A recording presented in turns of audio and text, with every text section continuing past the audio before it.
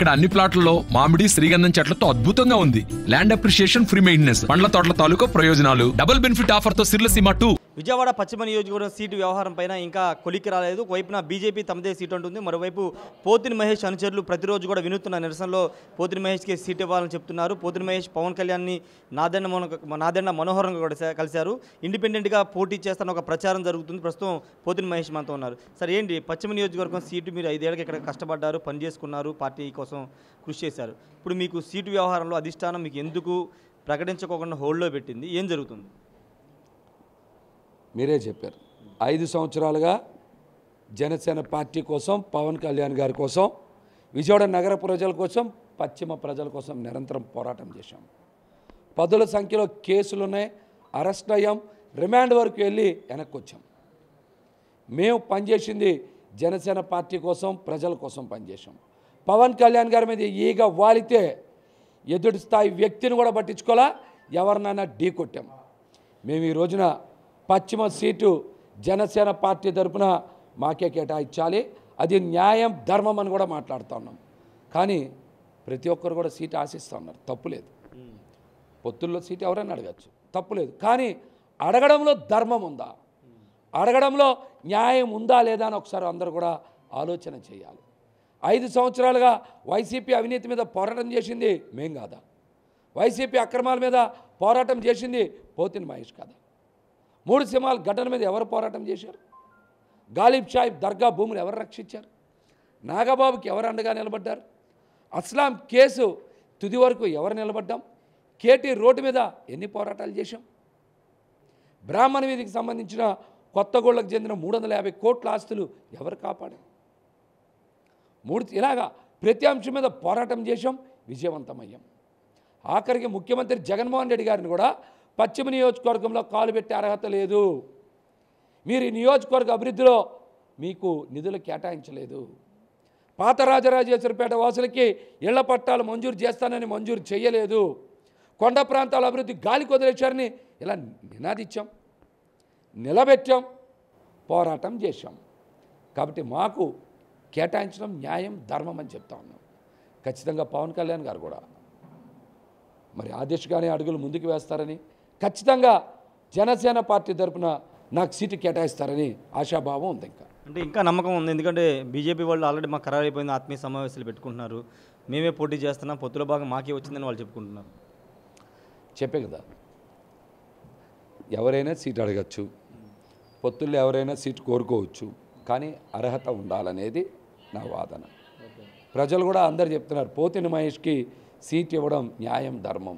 ఇంకా సీట్ ఎందుకు ప్రకటించలేదని ఒక్క జనసేన పార్టీ నాయకులు విజయవాడ పశ్చిమంలోనే, విజయవాడలోనే కాదు, ఇతర ప్రాంతాల నేతలు కూడా కష్టపడి పనిచేసిన పోతిని మహేష్ వ్యక్తికి సీట్ ఇంకా ప్రకటించకపోవడం ఏంటని ఆశ్చర్యం వ్యక్తం చేస్తున్నారు. ప్రతి ఒక్కరు మాట్లాడుతూ ఉన్నారు. నేను నిన్నగాక మొన్న పవన్ కళ్యాణ్ గారిని కూడా కలిసా. సార్, మనం గెలిచే స్థానం ఇది, ఖచ్చితంగా మనకు కేటాయించేలాగా మీరు పట్టుబట్టండి.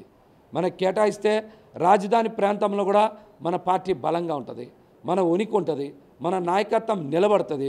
కాబట్టి ఖచ్చితంగా పశ్చిమ సీటు మనకు వచ్చేలాగే మీరు తీవ్రంగా ప్రయత్నం చేయాలని వారికి విజ్ఞప్తి చేశా. వారు కూడా ఖచ్చితంగా మహేష్ ఆ దిశగా నేను ప్రయత్నం చేస్తానని కూడా మాట్లాడారు. నేను నాదెండ్ల మనోహర్తో కూడా మీరు భేటీ అయ్యారు, దాదాపు గంట పాటుగా ఎంత మాట్లాడినట్టు తెలిసింది. అంటే ఏమి హామీ ఇచ్చారని నేను చెప్పారా? సోమవారం ప్రెస్ మీట్ అప్పుడు మీరందరూ కూడా ఉన్నారు, మనోహర్ సార్ కూడా పిలిచారు. మహేష్, మేము ప్రయత్నం చేశాం, ఖచ్చితంగా వస్తుందని ఆశించాం, కానీ పొత్తుల్లో కొద్దిగా ఇబ్బంది పడే పరిస్థితులు వస్తూ ఉన్నాయి అని మాట్లాడారు.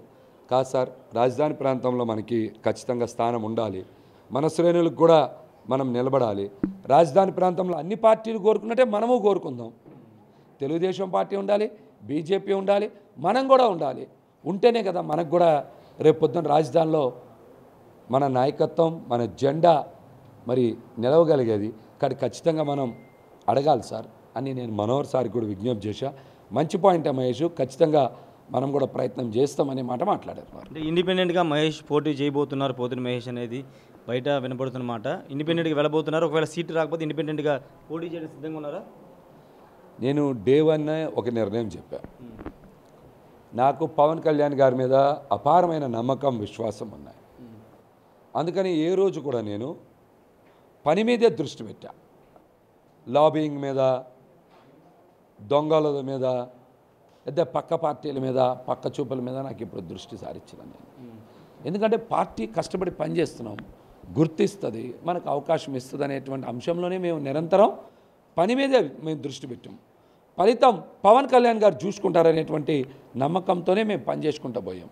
ఇలాంటి ఇబ్బంది పడే పరిస్థితి వస్తుందని మాకు ఎప్పుడు కూడా అనిపించలా. మా గురించి మేము ధర్నాలు చేసుకునే పరిస్థితి వస్తుందని కూడా మేము ఎప్పుడు అనుకోలేదు. నిజంగా ఇది దురదృష్టకరమైనటువంటి ఘటన నేనైతే అనుకుంటున్నాను. ఉద్యమ సంఘాల్లో నుంచి వచ్చా, నేను ఈ రోజున జనసేన పార్టీలో ఆ విధంగానే నిలబడ్డా.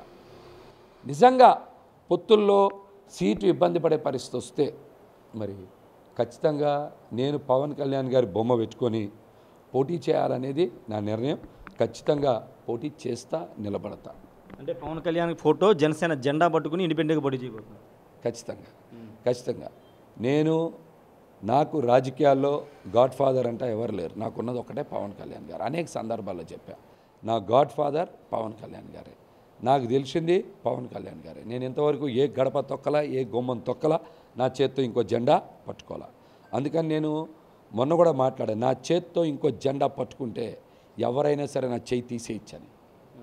కాబట్టి ఖచ్చితంగా మేము ఒకటే మాట మాట్లాడుతూ ఉన్నాం.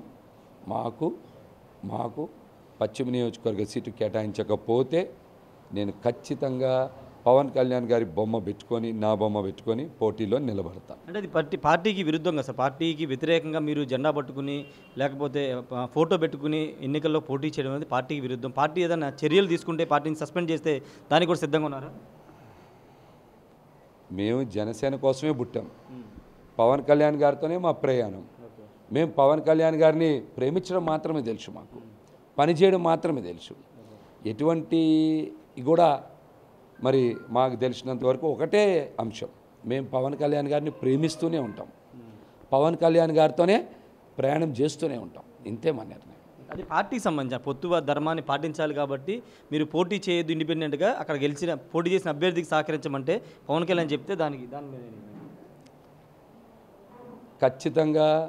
ఖచ్చితంగా పవన్ కళ్యాణ్ గారిని ప్రేమిస్తాం, వారిని గౌరవిస్తాం.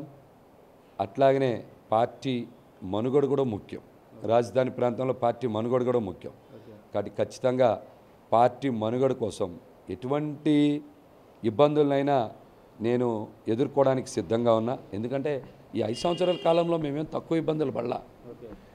మీరు చూశారు, ఎన్నిసార్లు నన్ను అరెస్ట్ చేశారు, రిమాండ్కి వేయడానికి ఎన్నిసార్లు ప్రయత్నం చేశారు. మరి పార్టీ దృష్టిలో ఉన్నాయి కదా. పవన్ కళ్యాణ్ గారు కూడా మరి ఆ రోజు అవన్నీ చూశారు కదా. ఇవన్నీ మా కోసం చేసామా, పార్టీ కోసం చేసామా? ప్రజల కోసమే కదా చేసాం, పార్టీ కోసం చేసాం, పవన్ కళ్యాణ్ గారి కోసం చేసాం. కాబట్టి ఎటువంటి ఇబ్బందినైనా చిరునవ్వును ఎదుర్కొంటా, పవన్ కళ్యాణ్ గారిని ప్రేమిస్తూనే ఉంటా, జనసేన పార్టీ కోసం దృఢంగా నిలబడే ప్రయత్నమే చేస్తా. అంటే మీ కష్టాన్ని మీ అధినాయకుడి కంటే వైసీపీ అధినాయకుడు గుర్తించారని తెలుస్తుంది. ఆయన వైసీపీ నుంచి మీకు ఆఫర్లు వస్తున్నాయి, మీతో టచ్లోకి వచ్చారని ఒక ప్రచారం జరుగుతుంది. ఇందాక కూడా చెప్పా, నా చేత్తో ఇంకో జెండా పట్టుకోను, నా చేత్తో ఇంకో జెండా పట్టుకోను. దాని అర్థం ఇంకో పార్టీకి వెళ్ళను. ఉంటే జనసేన పార్టీలో ఉంటా, ఉండకపోతే ఏ పార్టీలో ఉండనని చెప్పా. అందుకనే నా చేత్తో ఇంకో జెండా పట్టుకుంటే ఎవరైనా సరే కొబ్బరి బొండాలు కత్తి పెట్టి నా చేయి తీసేయచ్చు. అంటే మీరు లేరు, సిద్ధంగా లేరు, కానీ మీకు ఎవరైనా ఆఫర్ చేశారా, రమ్మని ఏమైనా ఆహ్వానం వచ్చిందా? లేదు, అవన్నీ కూడా అట్లాంటివి ఏం లేవు. మా దగ్గరికి వచ్చే ప్రయత్నం కూడా ఎవరు చేయరు. నా నిర్ణయం చెప్పాను కదా, నా నిర్ణయం ఎప్పుడో చెప్పా. ఏం చెప్పాను? నా చేత్తో ఇంకో జెండా పట్టుకొని అని చెప్పా. నేను అలా జెండా పట్టుకుంటే నా చేయి తీసేయమని చెప్పి, అదే నా నిర్ణయం. ఇంకెవరు వస్తారు నా దగ్గరికి? ఇంకెవరిని వస్తారా? అటువంటి నిర్ణయం ప్రకటించాక ఎవరిని వస్తారో చెప్పండి. బయట పనికిమాలిన మాటలు, రూమర్స్ బోర్డంతమంది మాట్లాడతారు, అవి పట్టించుకోవాల్సిన అవసరం లేదు. నేను ఇప్పుడు కూడా చెప్తున్నాను, మీకు కూడా ఆఫర్ ఇస్తున్నా. నేను ఇంకో జెండా పట్టుకుంటే ఈ మైక్ తీసి కత్తి పట్టుకుని నా చేయి తీసేయచ్చు. ఫైనల్గా ఒకటి చెప్పండి, ఇండిపెండెంట్గా పోటీ చేసి ఇంత పోటీలో వైసీపీ, ఇప్పుడు టీడీపీ, జనసేన, బీజేపీ పెట్టిన అభ్యర్థి ఇద్దరుంటారు, మూడో వ్యక్తిగా మీరు వస్తే గెలిచే అవకాశం ఉందనుకుంటున్నారా? ఏం చెప్తారు, ధీమాగా ఉన్నారా? ఖచ్చితంగా చతుర్ముఖ పోటీ జరిగిద్ది. చతుర్ముఖ పోటీ జరిగిద్ది. వైసీపీ, కూటమి, అలాగే కూటమి తర్వాత పవన్ కళ్యాణ్ గారి తరపున నేను, పోతిని మహేష్ అని నేను, కాంగ్రెస్, కమ్యూనిస్టులు, కాబట్టి 4 పార్టీలు అయితే చతుర్ముఖ పోటీ నడుస్తుంది. ఖచ్చితంగా చతుర్ముఖ పోటీలో గెలుపు ఏ విధంగా సాధిస్తాం, గెలుపుకి ఏ విధంగా ముందుకెళ్తాం అనేది మీరు చూస్తారు. చాలా ప్రణాళికలు, వ్యూహాలు ఉన్నాయి, అమలు చేస్తాను. Thank you. Thank you sir. మొత్తం ఖచ్చితంగా చతుర్ముఖ పోటీలో విజయవాడ పశ్చిమ నియోజకవర్గం నుండి గెలుస్తానని పోతిరి మహేష్ ధీమా చెప్తున్నారు. వేరే పార్టీ జెండా మోస్తే కొబ్బరి మండల కత్తితో తన చేయి నరకమనే ఆఫర్ కూడా చేస్తున్నారు. వైసీపీ నేతలు ఎవరు తన టచ్లో లేదంతా రూపర్స్ అని చెప్తున్నారు. పవన్ కళ్యాణ్ ఫోటో జనసేన జెండాతోనే పశ్చిమ నియోజకవర్గంలో తిరిగి ఓట్లు అడిగి గెలుస్తానని పోతిరి మహేష్ చెప్తున్నారు. Camera person ప్రసాద్తో Rayesh RTV Vijayawada నుండి. మరిన్ని వీడియోస్ కోసం ఛానల్ ని సబ్స్క్రైబ్ చేయండి. లేటెస్ట్ అప్డేట్స్ కోసం వాట్సాప్ ఛానల్ ని ఫాలో చేయండి. అండ్ లింక్ డిస్క్రిప్షన్ లో ఉంది.